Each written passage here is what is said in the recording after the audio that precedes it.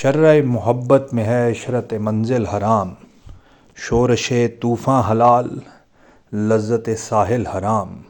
شرۂ محبت یعنی محبت کی شرح، محبت کا قانون، محبت کی جو ڈاکٹرائن ہے، اس میں عشرت منزل حرام کنسیڈر کی جاتی ہے، یعنی کہ منزل پہ پہنچ کر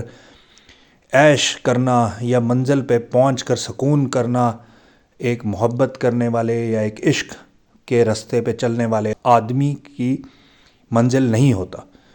شورش طوفاں حلال، اس کے لیے جو طوفان اٹھتے ہیں اس رستے میں، جو مشکلات اٹھتی ہیں، جو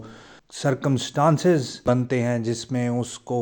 اور اس کی محبت کو اور اس کے عشق کو چیلنج کیا جاتا ہے، وہ والے طوفان اس کے لیے حلال ہوتے ہیں، اور لذت ساحل اس کے لیے حرام ہوتی ہے، یعنی کہ کمفرٹ زون میں رہنا، عیش و عشرت میں رہنا، اپنے آپ کو چیلنج نہ کرنا اور ایسی زندگی گزارنا جس میں کسی بھی قسم کی ڈیفائنس نہ ہو،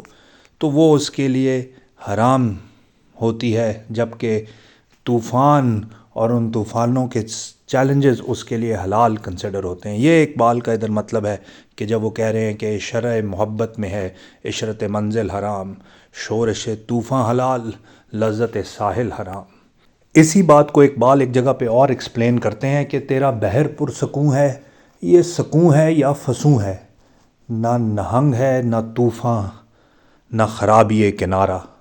یعنی کہ تمہارا یہ جو بحر ہے، اگر یہ سکون میں ہے، پرسکون ہے، تو پھر کوئی مسئلہ خراب ہے۔ نہ نہنگ ہے نہ طوفاں نہ خرابی کنارہ، نہ اس میں کوئی بڑے بڑے مگرمچھ ہیں، نہ اس بحر میں کوئی طوفان اٹھتا ہے، اور نہ اس کی اگر کنارے پہ جو سمندر جوش مارتا ہے اس طرح کی لہریں نہیں اٹھتی، تو پھر کوئی مسئلہ ہے۔ تمہارا یہ جو بحر پرسکون ہے، اس پہ کوئی پھر جادو ہوا ہوا ہے۔ تو یہی مطلب اقبال کا یہاں پہ ہے کہ شرح محبت میں ہے عشرت منزل حرام، شورش طوفاں حلال لذت ساحل حرام۔